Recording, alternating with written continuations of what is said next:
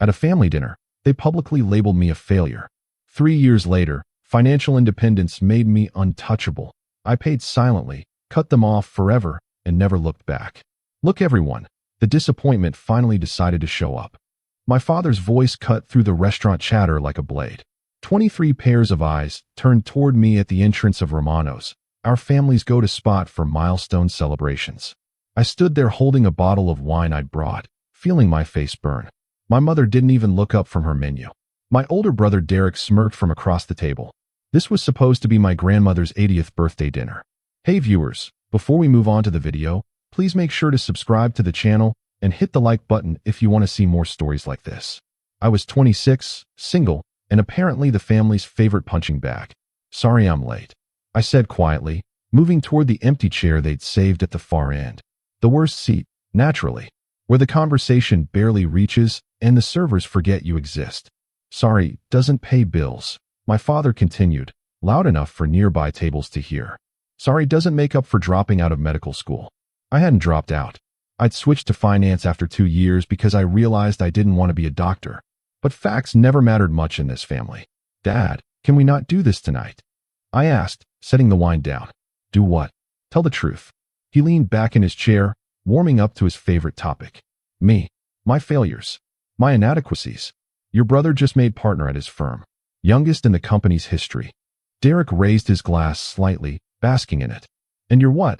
Still working that entry-level job. I'm an analyst at Morrison & Fletcher, I said evenly. Entry-level, my father repeated, like I hadn't spoken. My Uncle Richard chuckled into his whiskey. Aunt Patricia gave me that pitying look I'd grown to hate. My grandmother, the one person I'd actually come to celebrate, reached across to squeeze my hand. Leave him alone, Thomas, she said softly. Too softly. No one heard her except me. I'm just saying what everyone's thinking, my father pressed on. We invested in your education. We had expectations. You had expectations, I corrected. I never asked you to pay for medical school. So ungrateful. My mother finally spoke, her first words to me all evening. We gave you everything. The dinner went downhill from there. Derek talked about his 6-figure bonus. My cousin Natalie announced her engagement to a hedge fund manager. Even my younger sister Melissa, still in college, managed to one-up me by mentioning her internship at a Fortune 500 company. I ate my pasta in silence, answered questions with 1 or 2 words, watched as my family celebrated everyone's accomplishments, but made sure to circle back to my shortcomings every 20 minutes. At least he's not asking us for money anymore, Uncle Richard said at one point. I hadn't asked them for money in 3 years. Not since I'd started at Morrison & Fletcher and moved into my own apartment. But again, facts. When dessert came, my father stood up to make a toast. To family, he said, raising his glass. To success, hard work, and making your parents proud. He looked directly at Derek, then at Natalie, then at Melissa. His eyes skipped right over me. To family, everyone echoed. I didn't raise my glass. My grandmother squeezed my hand again. After dinner, as everyone filed out to their cars, she pulled me aside. Don't listen to them, she whispered. You're going to do great things. I know it. I hugged her. She smelled like lavender and old books. Thanks, Grandma. Promise me something, she said, pulling back to look at me. Promise me you'll show them. Show them what you're really made of. I nodded, not trusting my voice. That night, lying in my modest 1-bedroom apartment, I made a decision. I was done. Done trying to prove myself to people who'd already decided I wasn't worth their respect. Done showing up to family events just to be humiliated. Done caring what they thought. But I didn't tell anyone. I just stopped answering calls. Stopped replying to the group chat. Stopped showing up to birthdays and holidays. My mother left a voicemail asking where I was for Thanksgiving. I deleted it without listening to the whole thing. Derek texted asking if I was being dramatic again. I blocked his number. The silence felt good, like finally setting down a weight I'd been carrying since childhood. But silence wasn't enough. I threw myself into work with a focus that bordered on obsession. Morrison & Fletcher was a good firm, but I was hungry for more. I studied market trends until 2 in the morning. Took on projects no one else wanted. Made connections with senior partners. 6 months after that disastrous dinner, I got promoted to senior analyst. My salary jumped 40%. A year later, I was managing a small team, then a larger one. I learned everything I could about wealth management, investment strategies, risk assessment. I watched Derek's career from a distance through LinkedIn. He was doing well. Partner track, like my father had bragged about. But I was doing better. I just wasn't telling anyone. 2 years after the dinner, I made VP. At 28, Morrison and Fletcher wanted to move me to their New York office. More money, more responsibility, more prestige. I accepted. The move was easy because I had nothing tying me down. No girlfriend, no wife, no kids. Just work and ambition. The family didn't know I'd moved cities. I'd stopped updating my address with them. In New York, something shifted. I wasn't just successful, I was thriving. I managed portfolios worth hundreds of millions. Advised clients whose names would make my father's jaw drop. Bought a condo in Manhattan with a view of Central Park. My salary had multiplied 5 times over from that entry-level analyst position. But I still lived relatively modestly. Nice place, sure, but not flashy. I'd grown up watching my family worship money and status, and it had made them cruel. I didn't want to become that. I wanted to be successful, yes, but I wanted to be kind more. 3 years after the dinner, 3 years of silence. My phone rang with a number I didn't recognize. I almost didn't answer. Hello? Is this you? My grandmother's voice, weaker than I remembered. Grandma. I sat up straight in my office chair. Oh, thank God, she breathed. I've been trying to reach you for weeks. Your mother wouldn't give me your new number. I didn't give her my new number, I admitted. I know, sweetheart. I know why, too. She paused. I'm sick. My stomach dropped. How sick? The kind where we measure time differently now, she said softly. I'm in the hospital. St. Mary's. I know you're far away, but I'm not far, I interrupted. I'm in New York. I can be there in 3 hours. I heard her crying on the other end. You moved? Yeah, for work. I should have told you. I'm sorry. No apologies, she said firmly. Just come see me? I was on the road within 20 minutes. The hospital was back in my hometown, the place I'd avoided for 3 years. The place where everyone knew me as Thomas's disappointment of a son. Walking into St. Mary's felt surreal. Nothing had changed. Same ugly wallpaper in the lobby. Same antiseptic smell. I found my grandmother's room on the 4th floor. She was awake, sitting up slightly, looking smaller than I remembered. There he is, she smiled. My favorite grandson. I'm your only grandson, I said, pulling a chair close to her bed. Exactly, she winked. We talked for an hour. About her diagnosis, stage 4 pancreatic cancer. About her treatment, which she'd decided to stop. About her plans for whatever time she had left. She asked about my life, and for the first time in years, I told someone in my family the truth. About the promotions. About New York. About how well I was actually doing. Her eyes lit up. I knew it, she said triumphantly. I knew you'd show them. I didn't do it to show them, I said honestly. I did it for me. Even better. She reached for my hand. They're going to find out, you know. Your mother's been calling everyone trying to track you down. Let her. They're planning a family meeting about me, she continued. About my care, my will, all of it. This weekend. Your father's organizing it. Of course he was. Do you want me there? I asked. I want you anywhere you want to be, she said. But yes, I'd like you there. For me, not for them. Saturday came faster than I expected. The family meeting was at my parents' house, the same house I'd grown up in. I pulled up in my Audi, not flashy, but nice, and sat in the driveway for a full minute, preparing myself. When I walked in, the living room went quiet. My mother dropped the platter she was carrying. What are you doing here? My father demanded. Grandma invited me, I said simply. Derek stood up from the couch, looking confused. Where have you been? Around. Around? It's been 3 years. Melissa stared at me like I was a ghost. Uncle Richard's eyes narrowed. You look different, my mother said. I did. 3 years of working out, eating right, and not being stressed about family bullshit had done wonders. Sit down, everyone, my father commanded.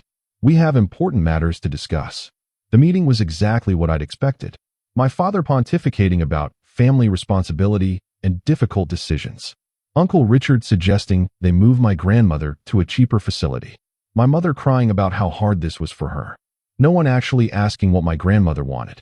She should move in with one of us, Derek suggested. I'd offer, but my condo isn't really set up for elderly care. None of our places are, Aunt Patricia agreed. Have any of you asked her what she wants?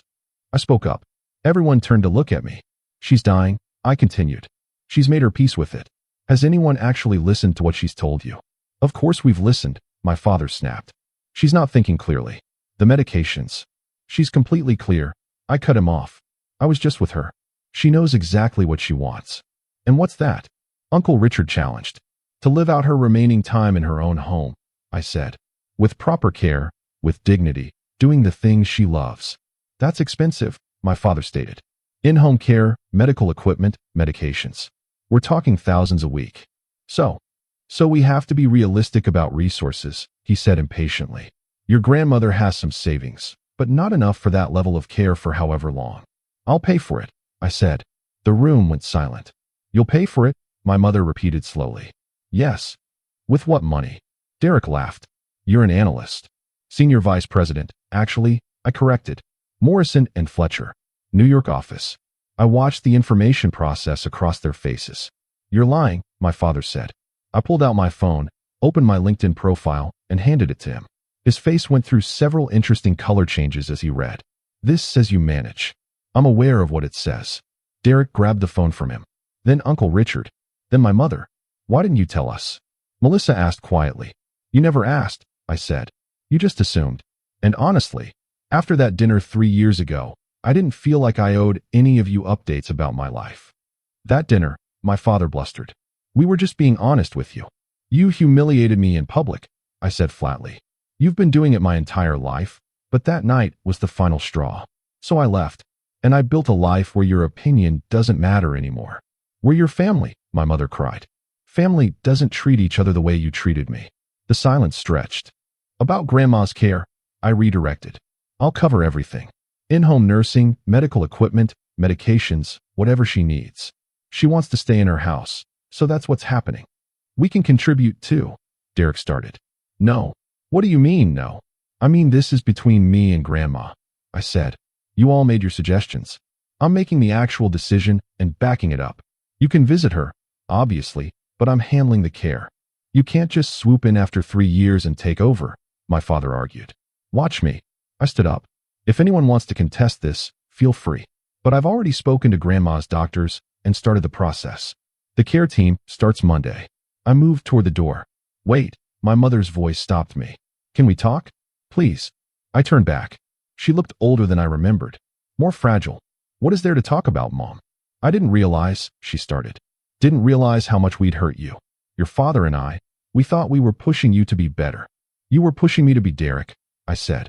You wanted a doctor, then a lawyer, then some other impressive title you could brag about at dinner parties. You never wanted me. That's not true, she whispered. But she couldn't meet my eyes. I'm going to check on Grandma, I said. Then I'm driving back to New York. If any of you need to reach me about her care, I'll give you my new number. Otherwise, we're done here. You can't just cut us off, my father said. Already did, 3 years ago. You just didn't notice. I walked out. The drive to my grandmother's house, she'd been moved there that morning per her request, took 15 minutes. The care team I'd hired was already there, setting up equipment.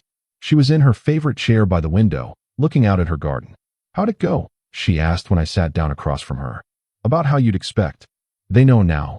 They know. And how do you feel? I thought about it. Honestly, nothing. I don't feel angry or satisfied or vindicated. I just feel done. She nodded slowly. That's growth, sweetheart. You're not disappointed? That I'm cutting them off. How could I be disappointed in you for having boundaries? She asked. They're my children and grandchildren, and I love them. But love doesn't mean accepting mistreatment. You did the right thing for yourself. Over the next few weeks, I drove down every weekend, set up the care schedule, hired the best nurses, made sure my grandmother had everything she needed. We spent hours talking about her life, her regrets, her proudest moments. She told me about my grandfather, who died when I was young, about how he'd also been the black sheep of his family until he wasn't. You remind me of him, she said one evening. Stubborn, kind, unwilling to be small for other people's comfort. I wish I'd known him better. He'd be proud of you, she said. I'm proud of you. Those words meant more than any promotion or raise ever could. My family tried reaching out. Derek called 3 times before I answered. I'm sorry, he said. For what, specifically? He paused. For not standing up for you. For joining in. For making it worse. Why? Why what? Why did you do it? I asked. Why did you need to make me feel small to feel big? I don't know, he admitted. Dad always compared us. I guess I thought if you were down, I looked better by comparison. That's pathetic. I know. Another pause. Can we start over? He asked. No, I said. But maybe we can start something new. I'm not interested in pretending the past didn't happen. But if you're genuinely sorry and willing to be different, we can see. Okay, he said quietly. Okay. We hung up. I didn't expect much, but it was something. My mother sent a long email. Apologizing, explaining, justifying. I read it once and archived it without responding. Some things didn't need a response. My father never reached out. Too proud, probably. Or too convinced he'd done nothing wrong. Either way, I didn't care. My grandmother passed away on a Tuesday morning in early October. Peacefully, in her sleep, in her own bed. Exactly how she'd wanted. I was there, having spent the night in her guest room. The nurses had called me around 6 to say her breathing had changed. I sat with her, held her hand, and told her it was okay to go. She squeezed my hand once, very lightly. Then she was gone. The funeral was well attended. Apparently, my grandmother had touched a lot of lives. People I'd never met came up to tell me stories about her kindness, her generosity, her wisdom. My family was there, of course, sitting in the front pew like they had some special claim to grief. I sat 3 rows back. When it came time for eulogies, Derek went first. Then Melissa. Then others. I hadn't planned to speak. But as people filed back to their seats, I found myself standing up, walking to the front, looking out at everyone gathered. My grandmother told me once to show them what I was made of. I started. I thought she meant professionally. Success, money, status. But I realized now she meant character. I looked at my father, at my mother, at the family that had written me off. She taught me that being successful means nothing if you're not kind. That family is about showing up for each other, not tearing each other down. That sometimes the bravest thing you can do is walk away from people who don't see your worth. My voice cracked slightly. She saw my worth when no one else did. She believed in me when it wasn't convenient or impressive to do so. She loved me not for what I could achieve, but for who I was. I wiped my eyes. I'm going to miss her every single day, but I'm going to honor her by living the way she taught me, with kindness, with integrity, and with the courage to choose myself when necessary. I sat down. The ceremony continued. Afterward, at the reception, my father approached me. That was a nice speech, he said stiffly. Thanks. Your grandmother would have been proud. She told me she was proud, I said. Before she died. We talked a lot over these past few months. He nodded, looking uncomfortable. I suppose we should talk. Should we? I asked. You're my son. Biologically, sure. He flinched. That's harsh. Is it? I met his eyes. You spent my entire childhood comparing me to Derek. You belittled my choices, dismissed my achievements, and humiliated me in public. Then I disappeared for 3 years, and you didn't even try to find me. So forgive me if I don't feel particularly filial. I didn't know how, he said quietly. Didn't know how to what? Reach out. Apologize. Admit I was wrong. He looked older suddenly. Smaller. I was raised a certain way. My father was hard on me, so I was hard on you. I thought it would make you stronger. It made me a stranger, I said. I know. We stood there in silence. I don't forgive you, I finally said. Maybe someday, but not today. And I'm not interested in pretending everything's fine for the sake of family unity. He nodded slowly. Fair enough. But, I continued, if you want to try actually knowing me, the real me, not the version you wanted me to be, I'm willing to consider it. No promises. That's more than I deserve. Yeah, it is. He walked away. I didn't know if he'd take me up on it. Part of me hoped he would. Part of me had made peace with it if he didn't. The reading of my grandmother's will happen the following week. She'd left her house to me. Her savings, modest but meaningful, split between all her grandchildren equally. But there was a letter addressed to me specifically. The lawyer handed it over in a sealed envelope. I waited until I was alone in my car to open it. My dearest boy, asterisk if you're reading this, I'm gone. I hope it was peaceful. I hope you were there. Asterisk. Asterisk, I'm leaving you my house not because the others don't deserve it, but because I know you'll do something meaningful with it. Maybe you'll keep it, make it your own. Maybe you'll sell it and use the money for something important. Whatever you choose, I trust you. Asterisk. Asterisk, you were always the one who saw beyond what things cost to what they meant. The rest of my family got so caught up in appearances that they forgot how to see people, really see them. But not you. Asterisk. Asterisk, I'm so proud of the man you've become. Not because of your title or your salary or your achievements, though those are wonderful. I'm proud because you chose kindness over bitterness. Because you set boundaries instead of letting people destroy you. Because you kept your heart soft even when the world tried to harden it. Asterisk. Asterisk, don't let them back in unless they've earned it. But don't close yourself off completely either. You deserve love, real love, From people who see you. Asterisk. Asterisk, thank you for these last few months. Thank you for showing up when everyone else was counting costs. Asterisk. Thank you for being exactly who you are. All my love, Grandma. I sat in that parking lot and cried. Really cried, for the first time since she'd died. When I finally pulled myself together, I drove to her house. My house now. Walked through the rooms we'd spent so much time in. Sat in the chair where she'd taken her last breath. I decided to keep it. Not to live in full time. New York was my home now. But as a place to come back to. A reminder of where I came from and who'd believed in me when it mattered most. Over the next year, my relationship with my family evolved. Derek made a genuine effort. We started having lunch once a month when I was in town. He was different, humbler, more self-aware. He'd started therapy, actually. Melissa reached out too. She'd graduated and was working in marketing. We texted occasionally, nothing deep, but pleasant. My mother tried. Coffee meetings where she asked careful questions and mostly listened. It was awkward, but it was something. My father never reached out again after the funeral. His pride, I assumed. Or maybe he just didn't know how. I stopped waiting for him to try. I dated a little. Nothing serious. Work was demanding, and I wasn't sure I wanted to bring someone into my life while I was still sorting through family stuff. But it was nice to know I could. That I was capable of connection even after everything. On the 3-year anniversary of that disastrous family dinner, 6 years total since it had happened, I drove to my grandmother's house. Sat on the back porch with a glass of her favorite wine. Watched the sunset over the garden she'd loved. My phone buzzed. A text from Derek. Asterisk, thinking about you today. Want to grab dinner? Asterisk. I smiled. Asterisk, sure. Romano's? Asterisk. Anywhere but there, he replied. How about that new Italian place on 5th? Perfect. I put my phone down and looked out at the garden. My grandmother had been right. Showing them wasn't about money or titles or success. It was about becoming someone I was proud to be. Someone who set boundaries. Someone who chose himself when necessary. Someone who knew his worth regardless of anyone else's opinion. I'd paid for her care not to prove anything to my family, but because she deserved dignity and comfort. I'd cut them off not out of anger, but out of self-preservation. I'd built my life not to spite them, but to save myself. And in the end, that was the biggest success of all.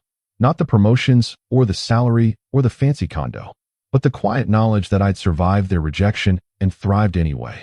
That I'd refused to let their limitations become mine. That I'd chosen love and kindness even when they'd chosen judgment and cruelty. I raised my glass to the sunset. To my grandmother, wherever she was. To the man I'd become.